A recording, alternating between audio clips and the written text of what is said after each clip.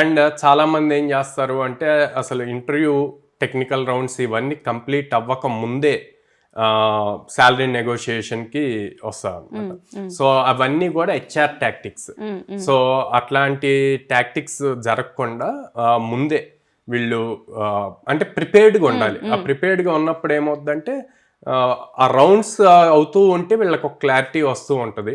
And ఎప్పుడైతే మీ skill first prove చేసుకుంటారో అప్పుడు బాల్ మీ కోర్ట్లో ఉంటుంది. సో మీరు అడగటానికి ఉంటుంది, హెచ్ఆర్ అడుగుతా వాట్ యు ఆర్ ఎక్స్పెక్టింగ్ అని చెప్పి. సో అలా అడిగినప్పుడు మీరు డైరెక్ట్గా ఇంత అని చెప్పొద్దు. సో ఇంత ఫిగర్ అని చెప్పొద్దు, as per my skill set and as per market. So ఎంత ఉంది కమ్యూనికేషన్ అలా ఉండాలి. అండ్ హెచ్ఆర్ ఇంకో పాయింట్ అడుగుతా, what is ever current CTC అని అడుగుతా. ఆ కరెంట్ సిటీసీ కూడా మాక్సిమం చెప్పకుండా డ్రాగ్ చేయాలి. ఎందుకంటే కరెంట్ సిటీసీ చెప్పారు అంటే గనక దాని మీద నెగోషియేషన్ చేస్తారు. కరెంట్ సిటీసీ మీద నెగోషియేషన్ జరగకుండా మార్కెట్ బేస్ చేసుకొని మీకున్న స్కిల్ సెట్ ని హైలైట్ చేస్తే గనక మీకు బెస్ట్ ప్యాకేజ్ వస్తుంది.